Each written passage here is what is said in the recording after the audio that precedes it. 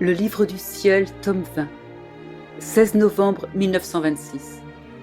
Comment chaque acte de la volonté humaine est un voile qui empêche l'âme de connaître la divine volonté. Jalousie de la divine volonté. Comment elle assume toutes les fonctions pour l'âme. Menace de guerre et de châtiment.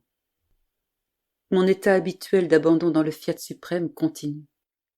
Mais j'appelle en même temps celui qui constitue tout mon bonheur, ma vie, mon tout. Et Jésus se manifestant en moi, me dit : Ma fille, plus tu t'abandonnes dans le vouloir suprême, plus tu progresses dans ses voies, plus tu acquiers de connaissances, et plus tu prends possession des biens qui sont dans la divine volonté. Car en elle, il y a toujours quelque chose à apprendre et à prendre. Héritage premier donné par Dieu à la créature et possédant les biens éternels, ma volonté a le devoir de toujours donner à celle qui vit dans cet héritage.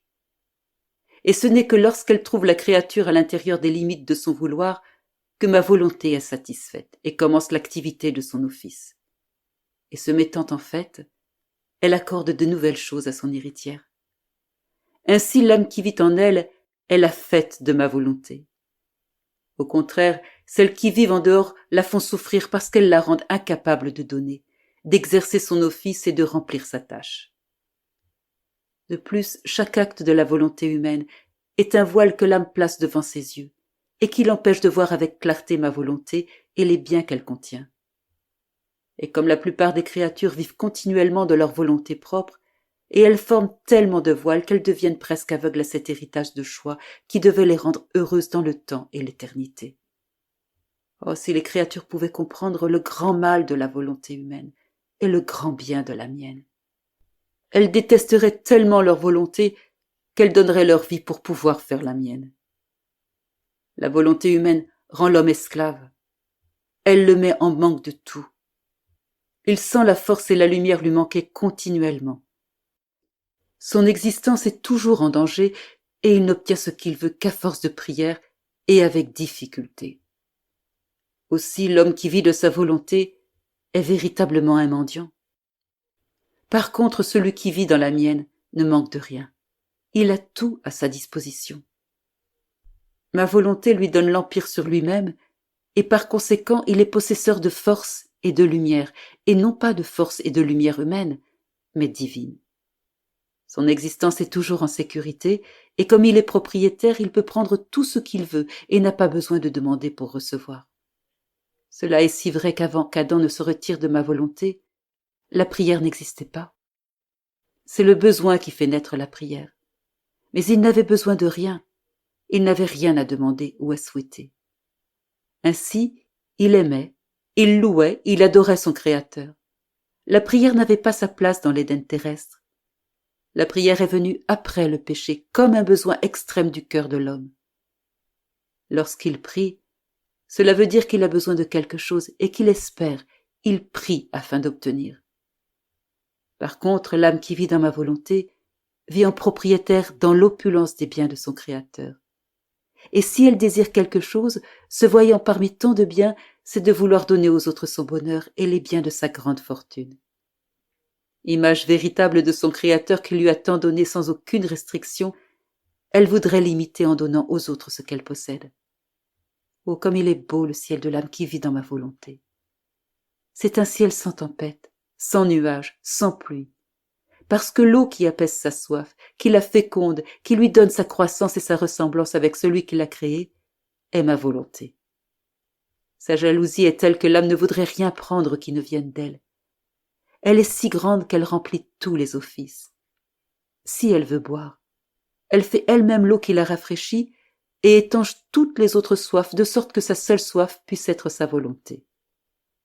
Si à la faim, elle fait sa propre nourriture, qui en apaisant sa faim, lui enlève tout appétit pour les autres aliments. Si elle veut être belle, elle fabrique elle-même le pinceau qui brosse une beauté telle que ma volonté en demeure ravie devant une beauté si rare, imprimée par elle dans la créature. Elle doit être capable de dire au ciel tout entier : voyez comme elle est belle. C'est la fleur, c'est le parfum, c'est la couleur de ma volonté qui la rend si belle.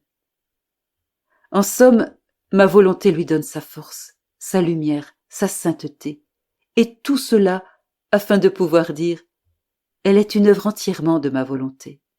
Par conséquent, je veux qu'elle ne manque de rien pour être comme moi et me posséder. » Regarde en toi-même pour voir l'œuvre de ma volonté. Comment nos actes investis par sa lumière ont changé la terre de ton âme.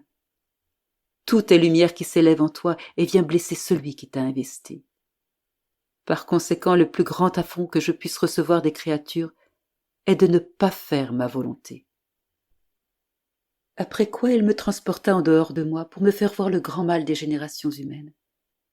Et reprenant la parole, il ajouta « Ma fille, vois tout le mal que la volonté humaine a produit. Ils se sont rendus aveugles, ils ont préparé des guerres et des révolutions terribles. Cette fois, ce ne sera pas seulement l'Europe, mais d'autres races vont s'y joindre. Le cercle sera plus grand. D'autres parties du monde vont y participer. Combien de mal peut faire la volonté humaine? Elle aveugle l'homme, elle l'appauvrit, elle fait de lui son propre meurtrier. Mais je me servirai de cela pour mon plus grand bien. Et la réunion de tant de races servira à faciliter la communication des vérités afin qu'elles puissent se disposer au royaume du Fiat suprême.